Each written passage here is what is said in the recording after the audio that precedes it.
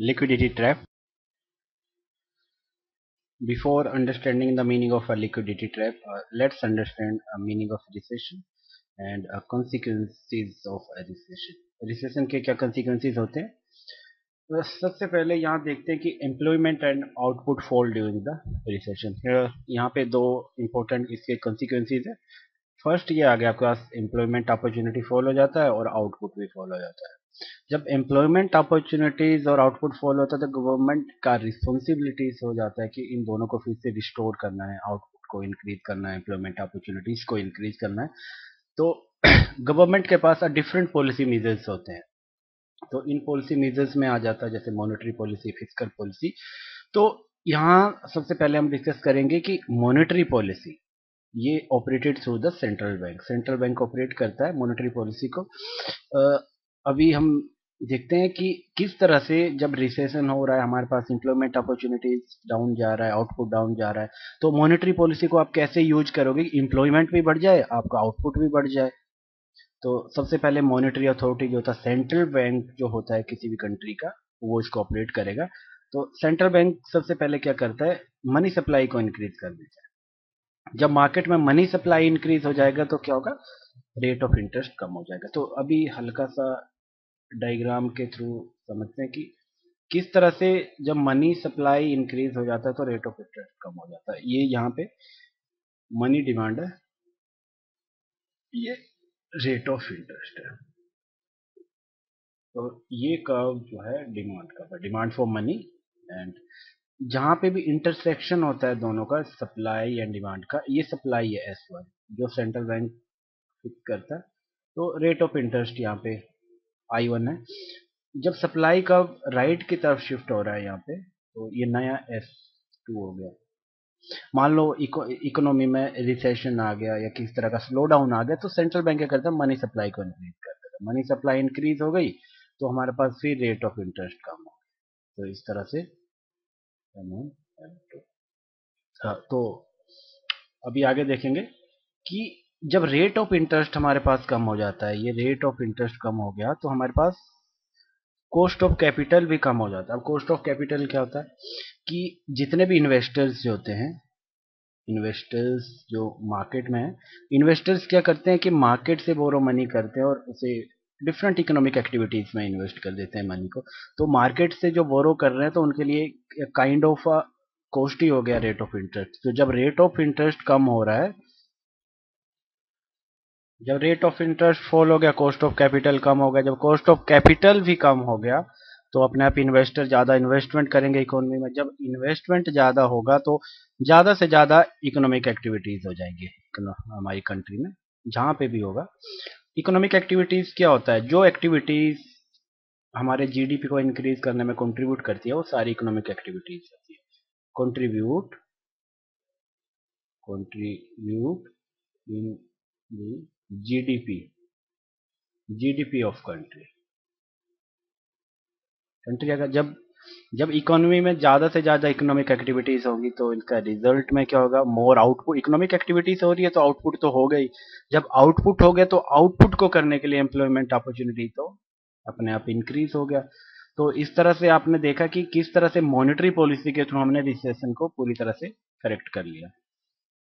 तो अब आगे ये आता है कि कुछ ऐसा सिचुएशन भी हमारे सामने आ सकता है कि जब मनी सप्लाई हमने इंक्रीज किया, रेट ऑफ इंटरेस्ट कुछ हद तक कम हुआ, उसके बाद कम ही नहीं हो रहा है। तो इस सिचुएशन में क्या होगा, तो इसे हम लिक्विडिटी ट्रैप सिचुएशन कहेंगे। तो क्या आ गया, situation fair increase in money supply fails to reduce the rate of interest in the market and liquidity is trapped in hand.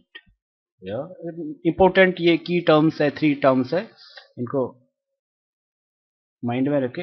Money supply हमने इंक्रीज किया, fail to reduce the rate of interest in the market. Money supply increase हो रहा है तो rate of interest कम ही नहीं हो रहा है। जब रेट ऑफ इंटरेस्ट कम ही नहीं हो रहा तो वो लिक्विडिटी लोगों के हैंड में ट्रैप हो जाता है। ये थोड़ा बाद में डिटेल में एक्सप्लेन करूंगा। तो यहाँ इस सिचुएशन में क्या होता है, monetary policy is quite ineffective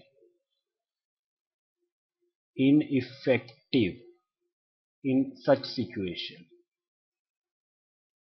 in such situation to deal with recession, to deal with recession।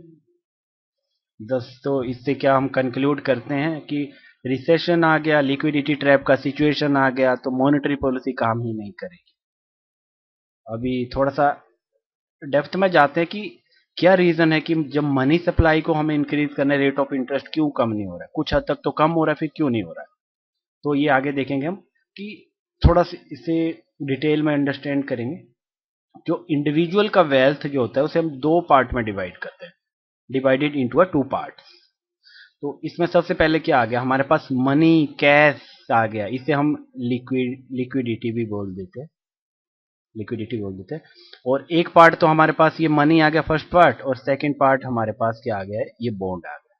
अब बॉन्ड में ये वो पेपर वाला बॉन्ड ही नहीं, इसमें ऑल तरह का वेल्थ एक्सेप्ट मनी, मनी को छोड़ के जितना भी वेल्थ हमारे पास है उसे बॉन्ड में कर दिया। तो हमने पूरी तरह से वेल्थ को दो पार्ट में डिवाइड कर दिया, मनी और कैश में कर दिया और सेकंड बॉन्ड में कर दिया। तो यहाँ पे हल्का सा देखो कि ये जो मनी कैश, जो कैश इन हैंड जो होता है, इसका कोई अर्निंग नहीं होती, नो अर्निंग। अर्निंग कैसे होगा, जब हम अपने घर पे पॉकेट में मनी में कैश रखते हैं, पॉकेट में हमारी कैश है, वो कोई अर्निंग थोड़ी करेगा। और अदर हैंड क्या, बॉन्ड क्या, जब बॉन्ड में इन्वेस्ट करेंगे तो उसमें अर्निंग होता है, तो इसमें अर्निंग होगा, ये अर्न करेगा। तो अभी देखो कि जब मनी और कैश जो होता है, इसका रेट ऑफ इंटरेस्ट के साथ क्या रिलेशनशिप है, ये देखो थोड़ा सा।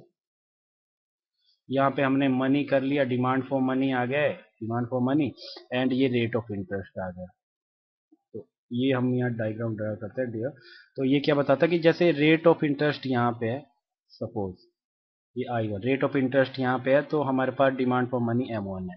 जब रेट ऑफ इंटरेस्ट कम हो गया तो मनी डिमांड हमारे पास M2 ज़्यादा हो गई।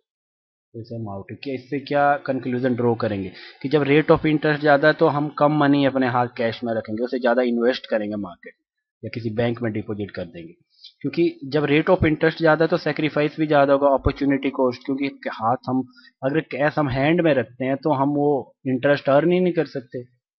और जैसे जैसे रेट ऑफ इंटरेस्ट कम हो जाता है तो हमें पता है कि मार्केट से भी हमें अच्छा खासा रिटर्न नहीं मिल पाएगा, क्योंकि रेट ऑफ इंटरेस्ट पहले ही कम हो गया, तो हम कैश इन हैंड ज्यादा पैसा रख लेते हैं। और अदर हैंड क्या होता है, बॉन्ड जो होता है इन्वर्सली रिलेटेड होता है रेट ऑफ इंटरेस्ट से। Bond price, bond price is inversely related to the rate of interest. तो रेट ऑफ इंटरेस्ट के साथ बिल्कुल उल्टा रिलेशनशिप होता है। अब ये बॉन्ड और रेट ऑफ इंटरेस्ट का उल्टा रिलेशन क्यों होता है, क्योंकि इसमें हमें एक फिक्स इनकम मिलता है, फिक्स रिटर्न्स बोल लो आप, कुछ भी, जो इसमें इनकम जो मिल रहा है वो हमें फिक्स मिल रहा है। जब इनकम फिक्स मिल रहा है, जब रेट ऑफ इंटरेस्ट मार्केट में हायर हो जाता है, तो क्या इंडिकेशन हमें मिल रहा है इसका, जब रेट ऑफ इंटरेस्ट मार्केट में हाई हो जाता है तो एक, जब मार्केट में रेट ऑफ इंटरेस्ट हाई है तो इसका मीनिंग क्या हो गया कि हम वो इनकम और वो रिटर्न हम सेक्रीफाइस कर रहे हैं बॉन्ड में इन्वेस्ट करके। बॉन्ड का अपने आप ही प्राइस कम हो गया, क्योंकि ये कंपैरिजन किया जाता है, ये मार्केट रेट ऑफ इंटरेस्ट और बॉन्ड प्राइस का। मार्केट में हमें ज्यादा रिटर्न मिल रहा है, इसका मतलब कंपैरेटिवली रिलेटिव सेंस में हमें बॉन्ड में कम रिटर्न मिल रहा है। जब रेट ऑफ इंटरेस्ट मार्केट का कम होगा तो बॉन्ड में हमें रिलेटिवली ज्यादा पैसा मिल रहा है। तो एक रिलेटिव सेंस में हम ये बात करेंगे। तो आगे देखते हैं अब इन दो को अंडरस्टैंड करने के बाद कि किस तरह से रेट ऑफ इंटरेस्ट क्यों मनी सप्लाई को रिस्पॉन्ड नहीं करता है। तो इससे हल्का सा डायग्राम के थ्रू समझते हैं, एक डायग्राम बना देते हैं। ये हमारे पास आ गया मनी, ये मनी डिमांड आ गया, और ये हमारे पास रेट ऑफ इंटरेस्ट आ गया, और ये डिमांड है, और ये सप्लाई है जो सेंट्रल बैंक फिक्स करता है। S1 आ गया, देन शिफ्ट हुआ S2। तो रेट ऑफ इंटरेस्ट हमारे पास कहाँ आ रहा है, ये आ गया हमारे पास, क्या आ गया, ये I1 आ गया। इसके बाद जब मनी सप्लाई इंक्रीज किया RBI ने या सेंट्रल बैंक ने, तो ये R2 आ गया। And then finally again central bank ने इंक्रीज किया मनी सप्लाई, तो हमारा फिर से शिफ्ट हो गए देन ये मिनिमम आ गया हमारे पास, ये I3 आ गया, इसे मिनिमम भी बोलेंगे, मिनिमम रेट है। तो देन अगेन ये इंक्रीज कर रहा है सिचुएशन, तो ये S4 आ गया। तो इन दोनों के बीच में गैप देखिए कि S3 तक तो जब सप्लाई शिफ्ट हो रहा है तो रेट ऑफ इंटरेस्ट कम हो रहा है, जब रेट ऑफ इंटरेस्ट कम होगा तो कॉस्ट ऑफ कैपिटल कम होगा, जब कॉस्ट ऑफ कैपिटल कम हो गया, जब कॉस्ट ऑफ कैपिटल कम हो गया, कॉस्ट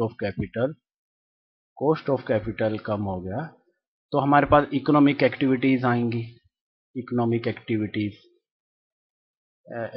इंक्रीज, तो देन हमारे पास फिर आउटपुट बढ़ेगा और एम्प्लॉयमेंट अपॉर्चुनिटी बढ़ेगी। तो इस तरह से, पर इस सिचुएशन में I3 जब रेट ऑफ इंटरेस्ट आ जाता है, इसके बाद क्या इंडिकेशन मिल रहा है हमें यहाँ पे कि मनी सप्लाई इंक्रीज कर दिया तो कोई रेट ऑफ इंटरेस्ट में कम नहीं हो रहा है। इसका रीजन क्या है? इसका रीजन है कि लोगों ने जो लिक्विडिटी आ गई, लिक्विडिटी उनके पास है, कैश उनके पास, वो ट्रैप कर लिया उन्होंने। तो जब कैश इन हैंड उन्होंने रख लिया तो मार्केट में रेट ऑफ इंटरेस्ट कम ही नहीं होगा, वो स्पेकुलेटिव एक्टिविटीज के लिए उन्होंने स्टोर कर लिया है।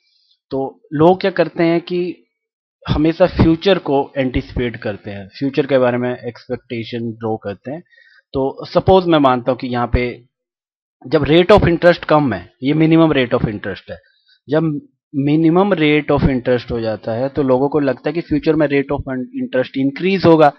जब उन्हें लग रहा है कि जब फ्यूचर में रेट ऑफ इंटरेस्ट इंक्रीज होगा तो बॉन्ड का प्राइस अपने आप ही कम हो जाएगा। तो इसलिए इस सिचुएशन में बॉन्ड में इन्वेस्टमेंट करना तो बेवकूफ़ी होगी। और जब लो रेट ऑफ इंटरेस्ट है तो बॉन्ड का प्राइस तो अपने आप ही कम हो गया, सॉरी ज़्यादा है, पर फ्यूचर में जब ये रेट ऑफ इंटरेस्ट इंक्रीज होना लोगों का एक्सपेक्टेशन है तो बॉन्ड का प्राइस कम हो जाएगा, तो बॉन्ड में तो इन्वेस्ट ही मत करो। जब जब यहाँ पे जब यहाँ पे रेट ऑफ इंटरेस्ट हाई है, रेट ऑफ इंटरेस्ट हाई है तो समझो बॉन्ड का प्राइस कम है। तो इस सिचुएशन में क्या होता है कि अब रेट ऑफ इंटरेस्ट तो कम होना है तो बॉन्ड में लोग इन्वेस्ट कर लेंगे। पर जब लोअर रेट ऑफ इंटरेस्ट आ गया तो बॉन्ड में इन्वेस्ट नहीं करेंगे, एंटिसिपेट करेंगे, वो सारा का सारा पैसा वो स्पेकुलेटिव एक्टिविटीज के लिए रख लेंगे, क्योंकि आगे रेट ऑफ इंटरेस्ट बढ़ेगा तो मार्केट्स में काफी प्रॉफिट हो जाएगा, बॉन्ड में इन्वेस्ट करने का कोई यूज नहीं। And so we can write here